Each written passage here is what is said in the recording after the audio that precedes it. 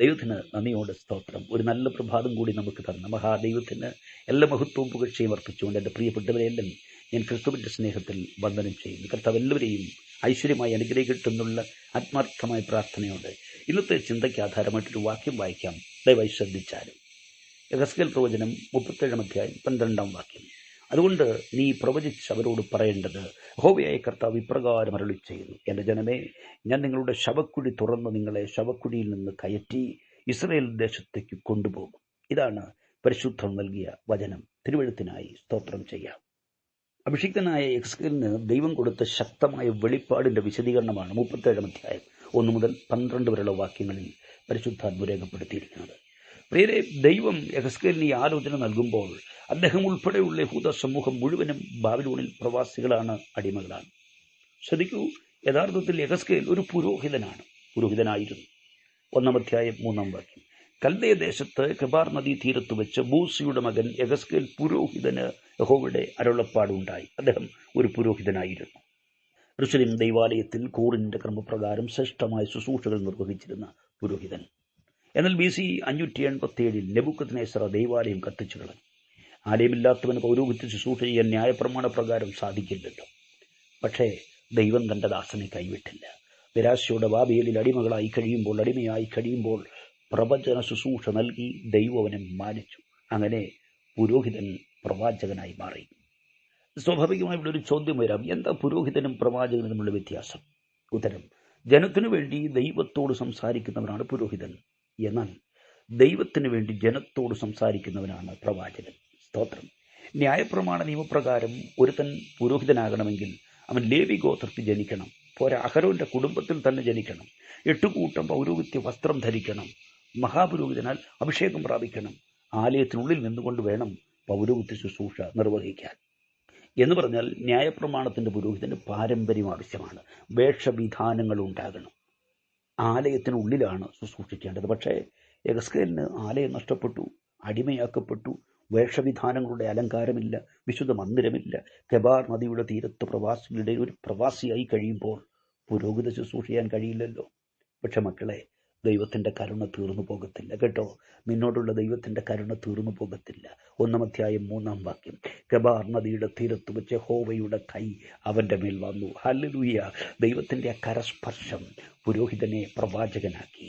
സ്വർഗീയ ദർശനം നൽകി, കാഴ്ചപ്പാട് നൽകി, മേലാൽ സംഭവിക്കാനുള്ള കാര്യങ്ങളെക്കുറിച്ചുള്ള കൃത്യമായ അരുളപ്പാട് നൽകി. ഇതാ പുരോഹിതൻ പ്രവാചകനായി മാറുന്നു. ആമേൻ. എൻ്റെ മക്കളെ, കർത്താവിൻ്റെ കരം നിന്നെ തൊട്ട സ്ഥിതി മാറും കേട്ടോ. നിന്റെ ശൂന്യത പണിയപ്പെടും. പുത്തൻ ശുശ്രൂഷകൾ നിന്നിൽ പകരപ്പെടും. സ്തോത്രം. നീ ഇന്ന് പുരോഹിതനാണോ? നിന്നെ പ്രവാചകനാക്കി മാറ്റാൻ ദൈവത്തിന് കഴിയും. സ്തോത്രം. യെരൂശലേമിലെ ആലയം ഇടിഞ്ഞു തകർന്നു കിടക്കുമ്പോൾ ദൈവം ഇടിക്കാനാവാത്ത, തകർക്കാനാവാത്ത സഹസ്രാബ്ദ ദൈവാലയം തൻ്റെ കുഞ്ഞിന് കാണിച്ചു കൊടുത്തു. യെഹെസ്കേൽ 47 അധ്യായം നിങ്ങൾ നോക്കൂ, 3 മുതൽ 5 വരെ. ആലയത്തിന്റെ ഉമ്മരപ്പടിയുടെ കീഴിൽ നിന്ന് പുറപ്പെടുന്ന ആത്മനദി, ആ ആത്മനദിയിൽ നീന്തിത്തുടിക്കുന്ന ദർശനം നിരാശ പുതച്ചിരുന്ന പുരോഹിതനെ ശക്തനായ പ്രവാചകനാക്കി മാറ്റി. കർത്താവിന്റെ നീതിയോർത്ത് ദൈവത്തിന് സ്തോത്രം ചെയ്യണം. കുഞ്ഞെ, താങ്കൾ ഇന്ന് പുരോഹിത ശുശ്രൂഷ ചെയ്യുകയാണ്. ഈ ആത്മനദിയുടെ സ്പർശനമുണ്ടായാൽ നീ പുരോഹിതനായി മാറും. സ്തോത്രം. യെരൂശലേം ദൈവാലയം നെബൂഖദ്നേസർ തകർത്ത് യഹൂദരുടെ ഒടുവിലത്തെ രാജാവായ സിദക്കിയാവിന്റെ കണ്ണും കുത്തി പൊട്ടിച്ച് ആലയത്തിലെ വിലപിടിപ്പുള്ള ഉപകരണങ്ങളൊക്കെ അപഹരിച്ച് ജനങ്ങളെയും പിടിച്ചുകൊണ്ട് ബാബേലിലേക്ക് പോകുമ്പോൾ 444 വർഷം നിലനിന്ന യഹൂദ രാഷ്ട്രം അസ്തമിച്ചു. സ്തോത്രം. ഇറാഖിന്റെ ക്യാപിറ്റൽ സിറ്റിയിൽ നിന്നും ഏതാണ്ട് 97 കിലോമീറ്റർ യാത്ര ചെയ്താൽ നമുക്ക് നെബൂഖദ്നേസറിന്റെ കൊട്ടാരത്തിന്റെ അവശേഷിക്കുന്ന ഭാഗങ്ങളിൽ നിന്നും കാണാം. അദ്ദേഹത്തിന്റെ പിന്മുറക്കാരനാണ് താനെന്ന് പറഞ്ഞുകൊണ്ട് സദാം ഹുസൈൻ ഒരിക്കൽ സ്ഥാപിച്ച ഇഷ്ടാർ ഗേറ്റ് ഇന്നും അവിടെയുണ്ട്. ഇനി പറയുന്നത് കൂടുതൽ ശ്രദ്ധിക്കൂ. യെഹെസ്കേൽ 36 മുതൽ 40 വരെയുള്ള അധ്യായങ്ങളിൽ 1948 മുതൽ സഹസ്രാബ്ദ വാഴ്ച വരെയുള്ള കാലഘട്ടത്തിലെ സംഭവങ്ങൾ പരിശുദ്ധാത്മാവ് രേഖപ്പെടുത്തിയിട്ടുണ്ട്. നിങ്ങൾ പ്രാർത്ഥനയോടെ വായിക്കൂ. 36 അധ്യായത്തിൽ ഇസ്രായേൽ ഒരു രാജ്യം ലഭിക്കുമെന്നാണ് പ്രവചനം. 37 അധ്യായത്തിൽ അവരൊരു സൈന്യമായി ലോകത്ത് തലയുയർത്തി നിൽക്കുമെന്ന് അറിയിക്കുന്നു. 38, 39 അധ്യായങ്ങളിൽ റഷ്യയുടെ നേതൃത്വത്തിൽ യെരൂശലേമിലുള്ള ബന്ധത്തിൽ ഒരു മഹായുദ്ധം നടക്കുമെന്ന് പ്രവചിക്കുന്നു. സ്തോത്രം. 40 അധ്യായത്തിൽ നഷ്ടപ്പെട്ടു പോയ ആലയത്തിന്റെ സ്ഥാനത്ത് സഹസ്രാബ്ദ ദൈവാലയം ഉണ്ടാകുമെന്നാണ് പ്രവചനം. ഈ കാര്യങ്ങൾ ശ്രോതാക്കളുടെ ചിന്തയിൽ പതിഞ്ഞിരുന്നാൽ നമ്മുടെ വിഷയം വേഗത്തിൽ ഗ്രഹിക്കുവാൻ ഇടയായിത്തീരും. നോക്കൂ, യെശയ്യാവിന്റെ കാലത്ത് ഇസ്രായേൽ കന്യകയെ രോഗിയായിട്ട് ചിത്രീകരിക്കുന്നു, പക്ഷേ ചികിത്സ ചെയ്തില്ല. യിരെമ്യാവിന്റെ കാലത്ത് വൈദ്യനില്ലയോ എന്ന് ചോദിക്കുന്നു, എന്നിട്ടും ചികിത്സ ചെയ്തില്ല. യെഹെസ്കേൽ പ്രവാചകന്റെ കാലത്ത് ഇസ്രായേൽ കന്യക മരിച്ചു, ഏറ്റവും ഉണങ്ങിയ അസ്ഥി കഷ്ണങ്ങളായി ചിതറിക്കിടക്കുന്നു. ഈ അവസരത്തിലാണ് ദൈവം പറയുന്നത്, ഞാൻ നിങ്ങളെ ശവക്കുഴി തുറന്ന് മടക്കി വരുത്തും, ഇസ്രായേലിലേക്ക് കൊണ്ടുവരും. യെഹെസ്കേൽ 37:11-12. ഈ ദൂത് കേൾക്കുമ്പോൾ ഇസ്രായേൽ ഏറ്റവും ഉണങ്ങിയ അസ്ഥികളായി ചിതറിക്കിടക്കുകയാണ്.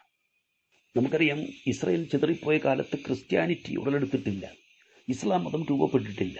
ഇന്നത്തെ അറേബ്യൻ നാടുകൾ എന്ന് പറയുന്ന ഇടങ്ങളിൽ അന്ന് മുസ്ലിങ്ങളില്ല, കാരണം ആ മതം ഉണ്ടായിട്ടില്ലല്ലോ. AD 1-ാം നൂറ്റാണ്ടിലാണ് ക്രൈസ്തവ സമൂഹം വെളിപ്പെടുന്നത്. അതിനും 600 വർഷങ്ങൾക്ക് ശേഷമാണല്ലോ ഇസ്ലാം മതം ഉണ്ടാകുന്നത്. അതുകൊണ്ട് തന്നെ ചിതറിപ്പോയ യഹൂദന്മാർ പട്ടുപോയില്ല. എന്നാൽ കാലം കടന്നു പോകവേ ഹിറ്റ്ലർ അവരുടെ പൗരത്വം പോലും നിഷേധിച്ചു, വിദ്യാഭ്യാസ അവകാശങ്ങൾ നിഷേധിച്ചു, അവരുടെ വ്യാപാര സ്ഥാപനങ്ങൾ കണ്ടുകെട്ടി, അവരെ കോൺസെൻട്രേഷൻ ക്യാമ്പുകളിൽ അടച്ചു. 60 ലക്ഷം യഹൂദന്മാരെ ആ നരാധമൻ കൂട്ടക്കൊല നടത്തി. യെഹെസ്കേൽ കണ്ടതുപോലെ ഇസ്രായേലിയർ ഏറ്റവും ഉണങ്ങിയ അസ്ഥി കഷ്ണങ്ങളായി കഴിയുന്ന കാലം. പ്രിയപ്പെട്ടവരെ, യെഹെസ്കേൽ കാണുന്നത് ഇസ്രായേലിന്റെ അക്ഷരാർത്ഥത്തിലുള്ള അവസ്ഥയാണ്. ഇസ്രായേലിന്റെ ചരിത്രവും യെഹെസ്കേൽ പ്രവാചകന്റെ പുസ്തകം 37-ാം അധ്യായവും ചേർത്ത് പഠിക്കുമ്പോൾ നമുക്കത് കൃത്യമായി മനസ്സിലാകും. ദൈവത്തിന്റെ ജനം ഭയാനകമായ പീഡയിൽ കൂടെ കടന്നു പോകുമ്പോൾ വചനം കിടക്കുകയാണ്, പ്രവചനം കിടക്കുകയാണ്. ഞാൻ നിങ്ങളെ ശവക്കുഴിയിൽ നിന്ന് എഴുന്നേൽപ്പിച്ച് സ്വന്തം ദേശത്തേക്ക് കൊണ്ടുവരും. ഉണങ്ങിയ അസ്ഥികളെ ജീവിപ്പിക്കേണ്ടതിന് ഏറ്റവും ഉണങ്ങിയ അസ്ഥിയെ ജീവിപ്പിക്കുന്ന പോലെ നിങ്ങളെ മടക്കി കൊണ്ടുവന്ന് ഇസ്രായേൽ ദേശം തരും. 1948 ദൈവം ആ വാക്കുപാലിച്ചു കേട്ടോ. സ്തോത്രം. യഹൂദന്റെ കയ്യിൽ നിന്നും നഷ്ടമായ രാജ്യം 2600 വർഷം പല സാമ്രാജ്യ ശക്തികൾ അടക്കി ഭരിച്ചു. 18-ാം നൂറ്റാണ്ടിലേക്ക് വരുമ്പോൾ ചിതറിപ്പോയി യഹൂദന്മാർ സ്വിറ്റ്സർലാൻഡിൽ ഒന്നിച്ചുകൂടി. അവര് സയോൺ എന്ന സംഘടനയ്ക്ക് രൂപം നൽകി. അസ്ഥികൾ അടുത്തു വരുന്നതിന് അവിടെയാണ് തുടക്കം കുറിച്ചത്. എന്നാൽ 1948 ആയപ്പോൾ 6 ലക്ഷം യഹൂദന്മാർ ഇസ്രായേലിലേക്ക് മടങ്ങിയെത്തി. ഇന്ന് ആ ജനത ഏറ്റവും വലിയ സൈന്യമായി ലോകത്തിന് നടുവിൽ നിവരെ നിൽക്കുന്നത് നാം കണ്ടുകൊണ്ടിരിക്കുകയാണ്. ദൈവം അവരെ നിവരെ നിർത്തുമാറാക്കി. ഏറ്റവും ഉണങ്ങിയ അസ്ഥികളെ മഹാസൈന്യമായി ദൈവം നിവരെ നിർത്തി. സ്തോത്രം. തൻ്റെ പ്രവാസത്തിൻ്റെ 22-ാം വർഷം യെഹെസ്കേൽ തനിക്കുണ്ടായ അനുഭവം കുറിച്ചു വയ്ക്കുകയാണ്. സ്തോത്രം. 37-ാം അധ്യായത്തിലേക്ക് വരാം. 1-ാം വാക്യം. യഹോവയുടെ കൈ എൻ്റെ മേൽ വന്നു, യഹോവയുടെ ആത്മാവെന്നെ പുറപ്പെടുവിച്ചു, താഴ്വരയുടെ നടുവിൽ നിർത്തി, അത് അസ്ഥികൾ കൊണ്ട് നിറഞ്ഞിരുന്നു. കുഞ്ഞെ, ദൈവത്തിൻ്റെ കരം നമ്മെ വഴി നടത്തുമ്പോൾ എപ്പോഴും നന്മയുടെ, അനുഗ്രഹത്തിൻ്റെ, സമൃദ്ധിയുടെ പാതയൊന്നുമായിരിക്കണമെന്നില്ല. ഭീതിജനകമായ സാഹചര്യങ്ങളിലൂടെയും കർത്താവ് നിന്നെ നയിച്ചേക്കാം. അഭിഷിക്തനെ, നടുക്കമുണ്ടാകുന്ന കാഴ്ചകൾക്ക് നടുവിലേക്ക് ശുശ്രൂഷയ്ക്കായി നിന്നെ വിളിച്ചിറക്കിയവൻ പ്രതികൂലത്തിൻ്റെ നടുവിൽ താങ്കളെ വിട്ടുമാറുന്നവനല്ല കേട്ടോ. ഏറ്റവും ഉണങ്ങിയ അസ്ഥിക്കഷണങ്ങളും തലയോട്ടുകളും ചിതറിക്കിടക്കുന്ന അസ്ഥികളുടെ താഴ്വരയിൽ ഭക്തനെ, അഭിഷിക്തനെ ദൈവം നിർത്തി. ഇത് കാണുമ്പോൾ സ്വാഭാവികമായി ചോദിച്ചു പോകും, ശരിക്കും ദൈവാത്മാവിൻ്റെ നടത്തിപ്പാണോ ഇത്, അതോ പിശാചു വഴിതെറ്റിച്ചതാണോ? ഇങ്ങനെയുള്ള സ്ഥലത്തേക്ക് ദൈവാത്മാവ് നടത്തുമോ? കുഞ്ഞെ, പതറിപ്പോകരുത്. പരിശുദ്ധാത്മാവ് വൈരൂപ്യത്തിൻ്റെ നടുവിലേക്കും നിന്നെ നടത്തിയേക്കാം. ദർശനമാത്രയിൽ ഭയം നിറയ്ക്കുന്ന കാഴ്ചയായിരിക്കാം ചുറ്റും കാണുന്നത്. എന്നാൽ ഈ ഉണങ്ങിയ അസ്ഥികളുടെ നടുവിലും നിന്നെക്കൊണ്ട് ദൈവത്തിന് വലിയ കാര്യങ്ങൾ ചെയ്യാനുണ്ട്. ആമേൻ. നമുക്കറിയാം മകളെ, നമ്മുടെ കർത്താവിനെ ആത്മാവ് മരുഭൂമിയിലേക്ക് കൊണ്ടുപോയില്ലേ? ആത്മാവ് കൊണ്ടുപോയാൽ അതിന് പിന്നിൽ ദൈവത്തിൻ്റെ പദ്ധതികളുണ്ട്. അസ്ഥികളുടെ ഇടയിലൂടെ ചുറ്റി നടത്തി, അങ്ങനെ എഴുതിയിരിക്കുന്ന ചുറ്റി നടത്തി. സൗരഭ്യം തുളുമ്പുന്ന, അതേ പുഷ്പങ്ങൾ പുഞ്ചിരിക്കുന്ന ഉദ്യാനത്തിലൂടെ ഒക്കെ ചുറ്റി നടക്കാൻ നമുക്ക് സന്തോഷമോ. പക്ഷേ അസ്ഥികളുടെ താഴ്വരയിൽ അങ്ങനെ നടക്കാൻ ആരും ഇഷ്ടപ്പെടുകയില്ല. ഹല്ലേലൂയ. കുഞ്ഞെ, വലിയ പ്രതീക്ഷയോടെ ഇറങ്ങിയതാണ്, പക്ഷേ ഇപ്പോൾ നിരാശയോടെ ചുറ്റി നടക്കുന്ന അനുഭവം. മക്കളെ, പരിശുദ്ധാത്മാവിന് അബദ്ധം പറ്റിയതല്ല. ഇതിൻ്റെ പിന്നിലും, ഈ ചുറ്റലിന് പിന്നിലും ദൈവത്തിന് വലിയ പദ്ധതിയുണ്ട്. ഏറ്റവും ഉണങ്ങിയ അസ്ഥികളുടെ നടുവിൽ കൂടി തൻ്റെ ദാസനെ നടത്തിയ ദൈവം അവരോട് ചോദിച്ചു. 37:3. മനുഷ്യപുത്ര, ഈ അസ്ഥികൾ ജീവിക്കുമോ? താൻ പറഞ്ഞു, കർത്താവെ, നീ അറിയുന്നു. എനിക്കറിയത്തില്ല, നീ അറിയുന്നു. ഇത് വളരെ പ്രധാനപ്പെട്ട കാര്യമാണ്. ചില ചോദ്യങ്ങൾക്ക് ഉത്തരം അറിയത്തില്ലെങ്കിൽ എനിക്കറിയില്ലെന്ന് തുറന്ന് സമ്മതിക്കണം. ആ സമയത്ത് മക്കളെ, അപകർഷതാബോധം നമ്മെ കീഴടക്കരുത്. അറിയില്ലെന്ന് പറയാനുള്ള വിനയമുണ്ടല്ലോ, തുടർന്നുള്ള അത്ഭുതങ്ങൾക്ക് വഴി തുറക്കും. സ്തോത്രം. നമ്മുടെ ഈ അറിവില്ലായ്മയെ അഡ്മിറ്റ് ചെയ്യുന്നതാണ് ഉയർച്ചയിലേക്കുള്ള ചവിട്ടുപടിയെന്ന് ആദ്യം മനസ്സിലാക്കണം. പ്രവാചകൻ തുറന്ന് സമ്മതിക്കുന്ന, കർത്താവെ, എനിക്കറിയില്ല, നീ അറിയുന്നു. മാനുഷികമായി ചിന്തിച്ചാൽ ഇത് ജീവിക്കുമോ? മരിച്ചിട്ട് നാളുകളായി, മാംസം വേർപെട്ടുപോയി, അസ്ഥി ഉണങ്ങി പലയിടങ്ങളിലായി ചെതറിക്കിടക്കുന്നു. ഒരു ബോൺ സ്പെഷ്യലിസ്റ്റിനോട് ചോദിച്ചാൽ അദ്ദേഹം പറയും ഇമ്പോസിബിൾ, അസാധ്യം, നടക്കത്തില്ല. എന്നാൽ 47:4 നോക്കൂ. ദൈവദാസൻ തൻ്റെ അറിവില്ലായ്മ സമ്മതിച്ചപ്പോൾ കർത്താവ് പറയുന്നു, നീ ഉണങ്ങിയ അസ്ഥിയോട് വചനം പറയണം. ഉണങ്ങിയ അസ്ഥിയോട് വചനം പറയണം. ഉണങ്ങിയ അസ്ഥികളെ യഹോവയുടെ വചനം കേൾപ്പിൻ. ജീവതേജസ് നഷ്ടമായ ഏറ്റവും ഉണങ്ങിയ അസ്ഥികളുടെ നടുവിൽ ചുറ്റി ചുറ്റി നടക്കുന്ന തൻ്റെ ദാസന് ദൈവം ഒരു ശുശ്രൂഷ ഏൽപ്പിക്കുകയാണ്. നീ അസ്ഥികളോട് വചനം പ്രസംഗിക്കണം. അയ്യോ, ജീവനുള്ളതിനോട് പ്രസംഗിച്ചിട്ട് കേൾക്കുന്നില്ല, പിന്നെ ഏറ്റവും ഉണങ്ങിയ ഈ അസ്ഥികൾ, ചിതറിക്കിടക്കുന്ന അസ്ഥികൾ കേൾക്കുമോ? ഈ മറുചോദ്യമൊന്നും യെഹെസ്കേൽ ഉന്നയിച്ചില്ല. സ്തോത്രം. പ്രസംഗികളെ സംബന്ധിച്ചിടത്തോളം ശ്രോതാക്കളിൽ നിന്നുള്ള പ്രതികരണം വളരെ ആവശ്യമാണ്. പ്രതികരണമില്ലെങ്കിൽ പ്രസംഗം ബുദ്ധിമുട്ടാവും. പ്രത്യേകിച്ച് പെന്തക്കോസ്തുകാരായ ദൈവദാസന്മാരെ സംബന്ധിച്ചിടത്തോളം ഹല്ലേലൂയ കേട്ടിൽ പ്രസംഗിക്കാൻ വലിയ ബുദ്ധിമുട്ടാണ്. യെഹെസ്കേലിന്റെ മുമ്പിൽ ഏറ്റവും ഉണങ്ങിയ അസ്ഥികളാണ്, ചിതറിക്കിടക്കുന്നു. അവൻ പല്ലുകൊഴിഞ്ഞ തലയോട്ടി മുമ്പിലിരുന്ന് ചിരിക്കുന്നു. എങ്ങനെ ഇവയെ നോക്കി പ്രസംഗിക്കും? മനസ്സിൽ കരുതിയ പ്രസംഗവും കൈമോശം വന്നു പോകുന്ന സാഹചര്യം. കുഞ്ഞെ, സാഹചര്യം എന്തു തന്നെയായാലും ദൈവം നിന്റെ പക്കൽ ഒരു ദൂത് ഏൽപ്പിച്ചിട്ടുണ്ടെങ്കിൽ ശ്രോതാക്കൾ പ്രതികരിച്ചാലും ഇല്ലെങ്കിലും വിളിച്ചു പറയാൻ തയ്യാറാവുക. നിന്നെക്കൊണ്ട് ദൂത് പറയിക്കുന്ന ദൈവം നിവർത്തിക്കാൻ മതിയായവനാണ്. സ്തോത്രം. യെഹെസ്കേൽ പ്രസംഗം തുടങ്ങുകയാണ്. ഏറ്റവും ഉണങ്ങിയ അസ്ഥികളെ യഹോവയുടെ വചനം കേൾക്കുക. എൻ്റെ പ്രിയരെ, പ്രസംഗശാസ്ത്രം പഠിപ്പിക്കുന്നത് ശ്രോതാക്കളെ അഭിസംബോധന ചെയ്യേണ്ടത് ആദരവുള്ള വാക്കുകൾ ഉപയോഗിച്ചായിരിക്കണം.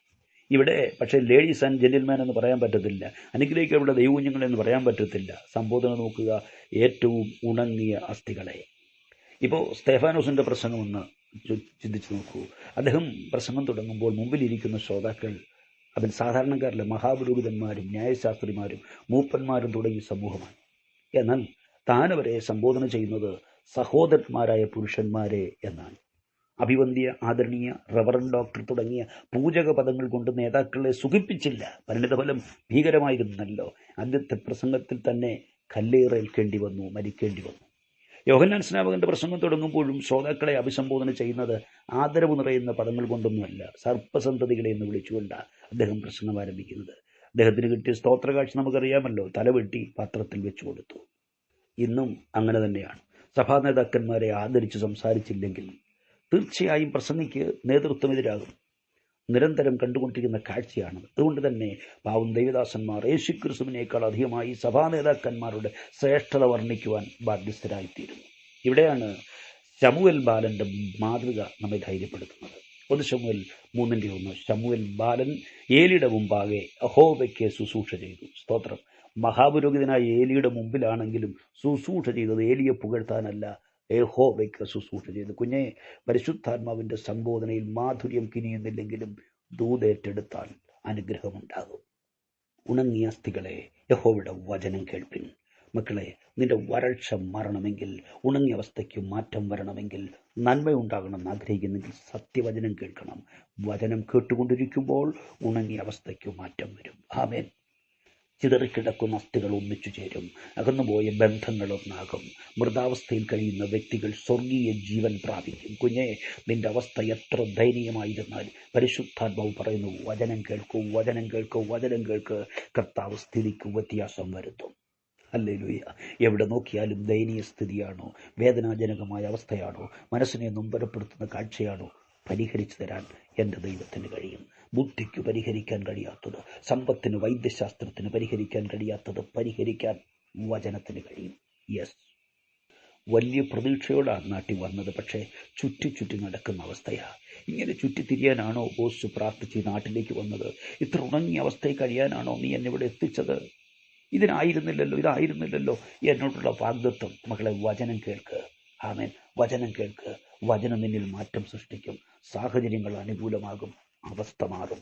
യേശുവിൻ്റെ നാമത്തിൽ കർത്താവ് പറയുന്നു, നിങ്ങൾ ജീവിക്കേണ്ടതിന് ഞാൻ നിങ്ങളിൽ ശ്വാസം വരുത്തും. ഞാൻ നിങ്ങളുടെ മേൽ ഞരമ്പ് വെച്ച് മാംസം പിടിപ്പിച്ച് നിങ്ങളെ തൊക്കുകൊണ്ട് പൊതിഞ്ഞ് നിങ്ങൾ ജീവിക്കേണ്ടതിന് നിങ്ങളിൽ ശ്വാസം വരുത്തും. സ്തോത്രം. ജീവനറ്റതുപോലുള്ള സാഹചര്യത്തിൽ കഴിയുന്ന എൻ്റെ കുഞ്ഞെ, പരിശുദ്ധാത്മ പറയുന്നു, ഞാൻ നിന്നിൽ ജീവൻ വരുത്തും. ഏറ്റവും ഉണങ്ങിയ അവസ്ഥയാണോ, നിന്നെ തൊക്കുകൊണ്ട് പൊതിയും, ഞരമ്പ് വരുത്തും, മാംസം പിടിപ്പിക്കും, നിന്റെ ദേഹപുഷ്ടിയുള്ളതാക്കും. ആമേൻ. ഒരു ന്യൂറോ സർജനും ചെയ്യാൻ കഴിയാത്ത കാര്യങ്ങൾ സർവശക്തൻ നിന്നിൽ ചെയ്യാൻ പോകുന്നു. വിശ്വസിക്കുക. ലോകത്തിലെ ഏറ്റവും സമർത്ഥനായ ബോൺ സ്പെഷ്യലിസ്റ്റിന് ചെയ്യാൻ കഴിയാത്ത അത്ഭുതങ്ങൾ പരമവൈദ്യൻ വചനം ഏറ്റെടുക്കുന്ന ദൈവത്തിൻ്റെ പൈതലെ നിന്നിൽ ചെയ്യാൻ പോകുന്നു. ഓ സ്തോത്രം, നിന്റെ അസ്ഥികളിൽ ചെയ്യാൻ പോകുന്നു. യേശുവിൻ്റെ നാമത്തിൽ ശ്വാസത്തെ പരിപാലിക്കുന്ന ദൈവമാ പറയുന്നത്, ഞാൻ നിന്നിൽ ശ്വാസം വരുത്തും. വെന്റിലേറ്ററിൻ്റെ സഹായത്തോടെയല്ല, ഓക്സിജൻ സിലിണ്ടറിൻ്റെ സഹായത്തോടെയല്ല, വചനം നിന്നിൽ ശ്വാസം വരുത്തും. വചനം കേൾക്കുക. വചനം സത്യവും വചനം സാഹചര്യങ്ങളെ അനുകൂലമാക്കും.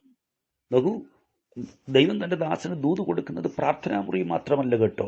വിശുദ്ധി സൂക്ഷിക്കുന്നെങ്കിൽ അസ്ഥികളുടെ നടുവിലും ദൈവം ദൂത് തരും. അഭിഷിക്തനെ, താങ്കൾ ദൈവത്തോട് നല്ല ബന്ധത്തിലാണെങ്കിൽ, മുമ്പിലുള്ള ജനം ഏറ്റവും ഉണങ്ങിയ അവസ്ഥയിലാണെങ്കിലും പരിശുദ്ധാത്മാവ് താങ്കളോട് സംസാരിക്കും. ദൂത് നൽകി ദൈവം മാനിക്കും.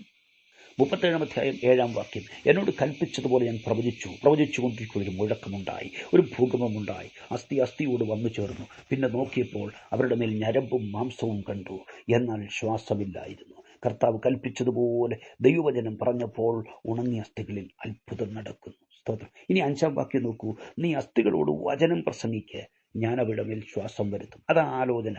പക്ഷെ വചനം പ്രസംഗിച്ചുകൊണ്ട് നിൽക്കുമ്പോൾ ഉണ്ടായത് ഹൃദയത്തിൽ ഭീതി നിറയ്ക്കുന്ന മുഴക്കവും വലിയ ഭൂകമ്പവുമാണ്. കർത്താവെ, പരിശുദ്ധാത്മ പറഞ്ഞ ദൂതുമായി ബന്ധമുള്ള കാര്യമല്ലല്ലോ സംഭവിച്ചുകൊണ്ടിരിക്കുന്നത്. ശ്വാസം വരുത്തുമെന്ന് പറഞ്ഞിട്ട് ഭൂകമ്പമാണല്ലോ ഉണ്ടാക്കുന്നത്, വലിയ മുഴക്കമാണല്ലോ. സ്തോത്രം. കുഞ്ഞെ, ഈ താഴ്വരയിൽ ഭൂകമ്പം വരുത്തുന്ന നാശം ഭയങ്കരമായിരിക്കും. മലമുകളിൽ നിന്ന് കല്ലുകൾ ഉരുണ്ട് താഴേക്ക് വരും, വലിയ അനർത്ഥമുണ്ടാകും. താഴ്വരയിൽ കൊണ്ട് നിർത്തി അത്ഭുതം വാഗ്ദാനം ചെയ്തിട്ട് ഭൂകമ്പമുണ്ടാക്കിയാൽ ആരായാലും പതറിപ്പോകും. ഹല്ലേലൂയ. കുഞ്ഞെ, നിന്നെ ഇപ്പോഴായിരിക്കുന്ന ഇടത്തേക്ക് നടത്തിക്കൊണ്ടുവന്ന ദൈവം അറിയാതെയല്ല നിന്റെ ജീവിതത്തിൽ ഈ ഭൂകമ്പം ഉണ്ടാകുന്നത്. യെസ്, നീ ഇന്ന് നേരിട്ടുകൊണ്ടിരിക്കുന്ന പ്രശ്നം നിന്റെ ദൈവം അറിയുന്നുണ്ട്. മനസ്സിനെ നടുക്കുന്ന മുഴക്കമുണ്ടല്ലോ, ദൈവം അറിയുന്നുണ്ട്. സ്തോത്രം. ഭൂകമ്പമുണ്ടായ സ്ഥലത്ത് വീണ്ടും മുഴക്കമുണ്ടായാൽ അത് അടുത്ത ഭൂകമ്പത്തിന് മുന്നറിയിപ്പാണ്. ഒന്ന് തീരുമ്പോൾ അടുത്തത് സംഭവിക്കാൻ പോകുന്ന ഭീതിയാണ് ഈ മുഴക്കം സൃഷ്ടിക്കുന്നത്. എത്ര ഭയാനകമായ സാഹചര്യം. പ്രിയരെ, കർത്താവിൻ്റെ കൽപ്പന പ്രകാരം ചുവട് വയ്ക്കുമ്പോൾ ജീവിതത്തിലുണ്ടാകുന്ന ഭൂകമ്പങ്ങൾ നിന്നെ തകർക്കാനല്ല, ശുശ്രൂഷയിലുണ്ടാകുന്ന മുഴക്കം, മനസ്സിനെ നടുക്കുന്ന ഭൂകമ്പം ദൈവപ്രവൃത്തിയുടെ മുന്നോടിയാണെന്ന് മനസ്സിലാക്കി കർത്താവിന് സ്തോത്രം ചെയ്യുക. സ്തോത്രം. ഭൂകമ്പമുണ്ടായപ്പോൾ പാറക്കല്ലുകൾ താഴ്വരയിലേക്ക് വീഴുകയല്ല, മറിച്ച് അസ്ഥിയോട് വന്നു ചേരുകയാണ് ചെയ്തത്. കുഞ്ഞെ, ഈ പ്രതികൂലം അത്ഭുതത്തിന് തുടക്കം കുറിക്കും. ആമേൻ. ആദ്യത്തെ അത്ഭുതം, അസ്ഥികൾ തമ്മിൽ ചേരണം, അകന്നുപോയ ബന്ധങ്ങൾ ഒന്നിച്ചു ചേരണം, ഐക്യത ഉടലെടുക്കണം. അവിടെയാ അത്ഭുതത്തിന് തുടക്കം കുറിക്കുന്നത്. കുടുംബജീവിതത്തിൽ ബന്ധം വിട്ടുപോയി, മിത്രങ്ങളുമായി ബന്ധം വിട്ടുകിടക്കുകയാണോ? അയൽവാസിയുമായിട്ടുള്ള ബന്ധം വിട്ടുപോയോ? സഭാജനങ്ങളുമായുള്ള ബന്ധം വിട്ടുകിടക്കുകയാണോ? ആത്മപരിശോധനയ്ക്ക് തയ്യാറായാൽ എവിടെയാണ് അകൽച്ചയുണ്ടായിരിക്കുന്നത്, ബന്ധം വിട്ടുകിടക്കുന്നത് മനസ്സിലാക്കി ആമേൻ തിരിയാൻ നിനക്ക് കഴിയും. അപ്പനോടുള്ള ബന്ധം വിട്ട മക്കൾ, സഹോദരങ്ങളുടെ ബന്ധം വിട്ടുപോയ പ്രിയപ്പെട്ടവർ, ദമ്പതികൾ തമ്മിലുള്ള ബന്ധം വിട്ടുപോയവർ തിരിച്ചറിയണം. ജീവിതത്തിൽ അത്ഭുതം സംഭവിക്കണമെങ്കിൽ അസ്ഥിയോട് ചേരണം, ബന്ധം ശരിയാകണം. അഭിഷിക്തൻ പ്രസംഗിച്ചപ്പോൾ, വചനം പറഞ്ഞപ്പോൾ ബന്ധം വിട്ടുപോയ അസ്ഥികൾ അടുക്കുക. ആമേൻ. അസ്ഥികൾ അടുക്കുക എന്നുള്ളതാണ് അത്ഭുതങ്ങളുടെ തുടക്കം. കുഞ്ഞെ, അകന്നു നിന്നാൽ എങ്ങനെ നിന്നിൽ ത്വക്ക് പൊടിയാൻ കഴിയും, ഞരമ്പ് പിടിപ്പിക്കാൻ കഴിയും, മാംസം വരുത്താൻ കഴിയും. സ്തോത്രം. 37 അധ്യായം 8 വാക്യം, പിന്നെ ഞാൻ നോക്കി, അവരുടെ മേൽ ഞരമ്പും മാംസവും വന്നു, ത്വക്ക് പൊതിഞ്ഞതും കണ്ടു. നോക്കുക, ചേരേണ്ടതുപോലെ അസ്ഥികൾ ഒന്നായി ചേർന്നപ്പോൾ ഇതാ അത്ഭുതം നടക്കുകയാണ്. ഞരമ്പുകൾ അസ്ഥിബന്ധങ്ങളിൽ സമൂലമായി വേരുപാകുന്നു. ഒരു ന്യൂറോളജിസ്റ്റിനും ചിന്തിക്കാൻ കഴിയാത്ത കാര്യം. അസ്ഥികൾ തമ്മിലുള്ള ബന്ധം ശരിയായപ്പോൾ കിലോമീറ്ററുകൾ ദൈർഘ്യമുള്ള സിരാപടലങ്ങൾ ഒരു നിമിഷം കൊണ്ട് സൃഷ്ടിക്കപ്പെടുകയാണ്. സ്തോത്രം. തുടർന്ന് മാംസപേശികൾ രൂപം കൊണ്ടു. അതിൻ്റെ മുകളിലായി മനോഹരമായ ത്വക്ക് പൊതിയപ്പെട്ടു. ചിതറിക്കിടന്ന ഏറ്റവും ഉണങ്ങിയ അസ്ഥികൾ ഇതാ ശരീരമായി തീർന്നിരിക്കുന്നു. ആമേൻ. കാണാൻ നല്ല ഭംഗിയാണെങ്കിലും വചനം പറയുന്നതിന് ജീവനില്ലായിരുന്നു. പലരുടെയും ജീവിതത്തിൽ സംഭവിച്ചത് ഇത് തന്നെയാണ്. അത്ഭുതങ്ങൾ ഒത്തിരി നടന്നിട്ടുണ്ട്, പക്ഷേ നിത്യജീവൻ പ്രാപിച്ചിട്ടില്ല. സർദീസ് സഭയെക്കുറിച്ച് പറയുന്നത് കേൾക്കുക. നിനക്ക് ജീവനുണ്ടെന്ന് പേരുണ്ടെങ്കിലും നീ മരിച്ചവനാണ്. മക്കളെ, നിന്റെ ജീവിതത്തിൽ ആർക്കും പരിഹരിക്കാനാവാത്ത വിഷയങ്ങൾ ദൈവം പരിഹരിച്ചതുണ്ട്. ആ ദൈവം പറയുന്നു, യോഹന്നാൻ 10:10, നിങ്ങൾക്ക് ജീവനുണ്ടാകുവാനും സമൃദ്ധിയായ ജീവൻ ഉണ്ടാകുവാനും അത്രേ ഞാൻ വന്നത്. നിത്യജീവൻ പകർന്നു തരാൻ വേണ്ടി ജീവൻ വച്ചു തന്ന കർത്താവ് ഇന്ന് പുലരി നിന്റെ തൊട്ടരികിൽ വന്നിട്ടുണ്ട്. ദൈവത്തിനായ യേശുവിനെ നിന്റെ രക്ഷാവും കർത്താവും ദൈവവുമായി സ്വീകരിച്ചാൽ നിത്യജീവൻ നിന്നിൽ നിറയും. മക്കളെ, സ്തോത്രം. 37:9 അസ്ഥിയോട് പ്രവചിക്കാൻ പറഞ്ഞ ദൈവം ഇപ്പോൾ പറയുന്നു, നീ കാറ്റിനോട് പ്രവചിക്കും. പ്രിയരെ, ഒരു ദൈവദാസൻ കാറ്റിനോട് പ്രവചിച്ചാൽ കാണുന്നവരെന്ത് പറയും? ഈ ഉപദേശിയുടെ തലയ്ക്ക് കുഴപ്പമുണ്ട്. ഇവിടെയാ ഹോശേയ പ്രവാചകന്റെ വാക്കുകൾ അന്വർത്ഥമാകുന്നത്. ഹോശേയ 9:7 പ്രവാചകൻ ഭോഷനും ആത്മപൂർണ്ണൻ ഭ്രാന്തനുമെന്ന് ഇസ്രായേൽ അറിയും. കർത്താവ് പറഞ്ഞു, നീ കാറ്റിനോട് പ്രവചിക്കുക. ദൈവകൽപ്പന അനുസരിക്കുന്നത് കൊണ്ട് ഭ്രാന്തനെന്ന് ലോകം വിളിക്കുന്നെങ്കിൽ ഭയപ്പെടരുത്. ജനം സത്യം മനസ്സിലാക്കുന്ന കാലം വരുന്നു. കുഞ്ഞെ, നമ്മുടെ യുക്തിക്ക് യോജിക്കാത്ത കാര്യങ്ങളാകാം. പരിശുദ്ധാത്മാവ് പറയുന്നത് ചോദ്യം ചെയ്യാതെ അനുസരിക്ക്, ദൈവം നിനക്ക് വേണ്ടി അത്ഭുതം പ്രവർത്തിക്കും. യെഹെസ്കേൽ ദൈവം പറഞ്ഞതുപോലെ പ്രവചിച്ചു, വചനം ശുശ്രൂഷിച്ചു. അവൻ എന്നോട് കൽപ്പിച്ചതുപോലെ ഞാൻ പ്രവചിച്ചപ്പോൾ ശ്വാസം അവരിൽ വന്നു, അവർ ജീവിച്ചു. ഏറ്റവും വലിയ സൈന്യമായി തീർന്നു. ഏറ്റവും ഉണങ്ങിയ അസ്ഥികൾ ഏറ്റവും വലിയ സൈന്യമായി തീർന്നു. ദൈവത്തിൻ്റെ പൈതലെ, ഭോഷനെ പോലെ നിന്നെ ഭോഷനെ പോലാക്കുന്നത്, ഭ്രാന്തനെ പോലെയാക്കുന്നത് അനേകർക്ക് ജീവൻ പകരാൻ വേണ്ടിയാണ്. ദൈവത്തിൻ്റെ സൈന്യത്തെ എഴുന്നേൽപ്പിക്കാൻ വേണ്ടിയാണ്. നിന്നെ നിന്ദിക്കുന്നവരെ നോക്കരുത്, അപമാനിക്കുന്നവരെ ശ്രദ്ധിക്കരുത്. ദൈവം പറയുന്നത് അനുസരിക്കുക. ആത്മഭാരത്തോടെ ചുറ്റും കണ്ണുയർത്തി നോക്കിയാൽ വരും കാലങ്ങളിൽ ദൈവത്തിന് പ്രയോജനപ്പെട്ട അസ്ഥികൾ ചിതറിക്കിടക്കുന്നത് കാണാം. അവിടെ നിനക്കൊരു ശുശ്രൂഷയുണ്ട്. ദൈവത്തിൻ്റെ അരുളപ്പാടുമായി ചുറ്റി നടക്കുമെന്ന് തീരുമാനമെടുക്കാമോ? കർത്താവ് നിന്നെ ശക്തമായി ഉപയോഗിക്കും. അതേ കുഞ്ഞെ, നീ ചുറ്റി നടക്കുന്നത് വെറുതെയാകില്ല. അവിടെയെല്ലാം ദൈവത്തിന് വേണ്ടി സൈന്യങ്ങൾ എഴുന്നേൽക്കാനിടയായിത്തീരും. ആമേൻ. ഒരു പ്രാവശ്യം കൂടി കർത്താവിനെ പ്രസംഗിക്കാൻ നിസ്സാരന്മാരിൽ ഒന്നാമനായി അടിയവന് ഒരവസരം കൂടി നൽകിയ ദൈവത്തിന് ഞാൻ നന്ദി പറയുന്നു. സുവിശേഷകൻ രാജൻ ഫിലിപ്പാണ്, അടിമാലിയിൽ നിന്നും. പ്രാർത്ഥനാ വിഷയങ്ങൾ അറിയിക്കാനുള്ള നമ്പർ ഞാൻ ഓർപ്പിക്കാം, 9072141834. കർത്താവിൻ്റെ പ്രിയപ്പെട്ടവരെയും ഐശ്വര്യമായി അനുഗ്രഹിക്കട്ടെ. പ്രിയരെ, ഇവിടെ നടക്കുന്ന ചെറിയ കൂട്ടായ്മയിൽ സംബന്ധിക്കാൻ ഞാൻ നിങ്ങളെ ദൈവസ്നേഹത്തിൽ ക്ഷണിക്കുകയാണ്. ദൈവം അനുവദിച്ചാൽ അടുത്ത ദിനങ്ങളിലും വചനത്തിൻ്റെ വെളിച്ചത്തിൽ പ്രാർത്ഥനയോടെ നമുക്ക് ഒരുമിച്ച് കൂടാം. അതുവരെ മഹാദൈവം എല്ലാ പ്രിയപ്പെട്ടവരെയും ചെറുകടിയിൽ സൂക്ഷിക്കട്ടെ. God bless you in Jesus name.